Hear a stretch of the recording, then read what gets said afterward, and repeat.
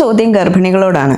Negative blood group ഉള്ളൊരു ഗർഭിണിയാണോ നിങ്ങൾ? അതായത് നമ്മൾ പൊതുവെ ബ്ലഡ് ഗ്രൂപ്പ്സ് കേൾക്കുന്നത് O positive, B negative, A negative എന്നൊക്കെ കേൾക്കുന്നുണ്ടല്ലോ. അതിൽ Aയും Bയും Oയിനെയും കുറിച്ചല്ല ഞാൻ ചോദിക്കുന്നത്. ആ രണ്ടാമത് പറയുന്ന പോസിറ്റീവ് നെഗറ്റീവ് എന്നതിൽ നെഗറ്റീവ് ഗ്രൂപ്പ് ഉള്ള ഗർഭിണിയാണോ നിങ്ങൾ? നിങ്ങളുടെ ഹസ്ബൻഡിന് പോസിറ്റീവ് ബ്ലഡ് ഗ്രൂപ്പ് ആണോ? അങ്ങനെയാണെങ്കിൽ നിങ്ങളുടെ കുഞ്ഞിന് പോസിറ്റീവ് ആയിരിക്കാനുള്ള സാധ്യത വളരെ ഹൈ ആണ്. ഇതൊരു പ്രത്യേകതരം സാഹചര്യമാണ്. അതായത് നമ്മളുടെ ബ്ലഡ് വെസൽസിൽ, അതായത് രക്താണുക്കളിൽ ഒരു D അല്ലെങ്കിൽ RH ആൻറ്റിജൻ എന്ന് പറയുന്ന സാധനം ഉണ്ടെങ്കിലാണ് അത് ബ്ലഡ് ഗ്രൂപ്പ് പോസിറ്റീവ് ആവുന്നത്. അതില്ല എന്നുണ്ടെങ്കിൽ നമ്മുടെ ബ്ലഡ് ഗ്രൂപ്പ് നെഗറ്റീവ് ആയിരിക്കും. അപ്പോൾ ഈ RH ആൻറ്റിജൻ ഇല്ലാത്ത ഒരമ്മ, അതായത് നെഗറ്റീവ് ബ്ലഡ് ഗ്രൂപ്പ് ഉള്ള ഒരു അമ്മയും RH ആൻറ്റിജൻ ഉള്ള കുഞ്ഞാണ് വയറ്റിൽ കിടക്കുന്നതെന്ന് വെച്ചോളൂ, അതായത് പോസിറ്റീവ് ബ്ലഡ് ഗ്രൂപ്പ് ഉള്ള കുഞ്ഞ്. ഏതെങ്കിലും സാഹചര്യത്തിൽ, അതായത് പ്രഗ്നൻസി സമയത്ത് അങ്ങനത്തെ ചില സാഹചര്യങ്ങൾ ഉണ്ടാകാം. അതായത് കുഞ്ഞിൻ്റെ ബ്ലഡ് അമ്മയുടെ ബ്ലഡിലേക്ക് കുറച്ച് കയറി വരാനും മിക്സ് ചെയ്യാനും സാധ്യതയുണ്ട്. അങ്ങനത്തെ ഒരു സിറ്റുവേഷൻ ഉണ്ടായാൽ ഈ പോസിറ്റീവ് ബ്ലഡ് ഗ്രൂപ്പ് ഉള്ള കുഞ്ഞിൻ്റെ ബ്ലഡ് സെല്ലിലെ ഈ ആൻറ്റിജനെ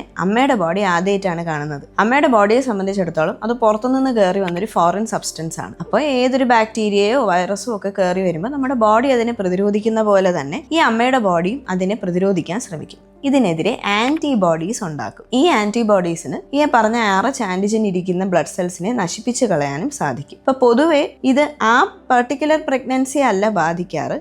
ഈ ആൻറ്റിബോഡി ഉണ്ടായി അത് സൂക്ഷിച്ച് അമ്മയുടെ ഇമ്മ്യൂൺ സിസ്റ്റത്തിൽ ഇരിക്കും. അടുത്ത പ്രഗ്നൻസിയിൽ, അല്ലെങ്കിൽ അത് സെക്കൻഡ് ആവാം, തേർഡ് ആവാം, ഇനി വരുന്ന പ്രഗ്നൻസിയിലും ഇതേപോലെ പോസിറ്റീവ് ബ്ലഡ് ഗ്രൂപ്പ് ഉള്ളൊരു കുഞ്ഞാണെന്നുണ്ടെങ്കിൽ അപ്പോഴായിരിക്കും അമ്മയുടെ ഇമ്മ്യൂൺ സിസ്റ്റം ഉണർന്ന് ഈ ആൻറ്റിബോഡി എല്ലാം വന്ന് പ്ലാസൻറ്റ ക്രോസ് ചെയ്ത് കുഞ്ഞിൻ്റെ സൈഡിലേക്ക് പോയിട്ട് കുഞ്ഞിൻ്റെ ബ്ലഡ് സെൽസിനെ നശിപ്പിക്കാൻ തുടങ്ങും. അങ്ങനെ സെക്കൻഡ് ഓർ തേർഡ് പ്രഗ്നൻസി ആകുമ്പോഴത്തേക്കും ആ പ്രഗ്നൻസിയെ വളരെ മാരകമായിട്ട് ബാധിക്കാൻ ഇതിന് കഴിയും. അപ്പോൾ ഏതൊക്കെ സിറ്റുവേഷൻസിലാണ് ഈ കുഞ്ഞിൻ്റെ ബ്ലഡ് അമ്മയുടെ ബ്ലഡുമായിട്ട് മിക്സ് ചെയ്യുക?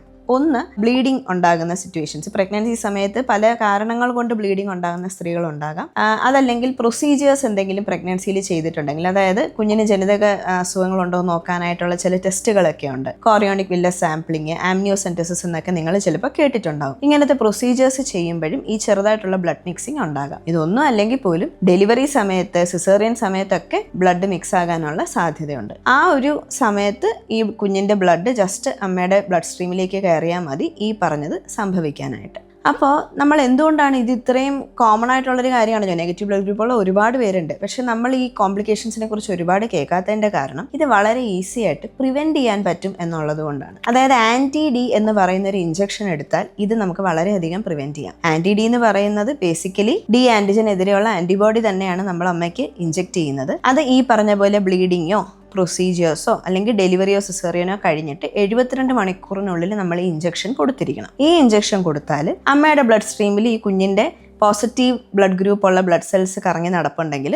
ഈ ആൻറ്റിബോഡീസ് ചെന്ന് അതിനെ അങ്ങ് ബൈൻഡ് ചെയ്ത് മാസ്ക് ചെയ്യുക എന്ന് പറഞ്ഞാൽ പേര് പറയുന്ന പോലെ തന്നെ അതിനെ അങ്ങ് ഒളിപ്പിച്ച് വെക്കും. സോ ദാറ്റ് അമ്മയുടെ ബ്ലഡ് സ്ട്രീം ഒരിക്കലും ഈ ബ്ലഡ് സെൽസിനെ കണ്ടുമുട്ടുന്നുമില്ല, അതിനെതിരെ ആൻറ്റിബോഡീസ് ഉണ്ടാക്കുന്നുമില്ല. ഇങ്ങനെയാണിത് പ്രിവെൻറ്റ് ചെയ്യുന്നത്. ഇങ്ങനത്തെ സിറ്റുവേഷൻസ് ഉണ്ടാകുമ്പോൾ അമ്മയ്ക്ക് RH നെഗറ്റീവ് ആയ ഒരു അമ്മയ്ക്ക്, പ്രത്യേകിച്ചും RH പോസിറ്റീവ് ആയ ഒരു ഹസ്ബൻഡ് ആണെങ്കിൽ ബ്ലീഡിങ്ങോ പ്രൊസീജിയേഴ്സോ ഉണ്ടാകുമ്പോൾ, അല്ലെങ്കിൽ റുട്ടീനായിട്ട് ചിലപ്പോൾ 28 ആഴ്ച ഗർഭമായിരിക്കുന്ന സമയത്തോ അല്ലെങ്കിൽ ഡെലിവറി കഴിഞ്ഞോ ഈ ഇഞ്ചക്ഷൻ എടുക്കേണ്ടതാണ്. അപ്പോൾ നിങ്ങൾക്ക് RH നെഗറ്റീവ് ഗ്രൂപ്പ് ആണെന്നുണ്ടെങ്കിൽ ഡെഫിനറ്റ്ലി നിങ്ങളുടെ ഡോക്ടറുമായിട്ട് ഇതിനെക്കുറിച്ച് സംസാരിക്കുക.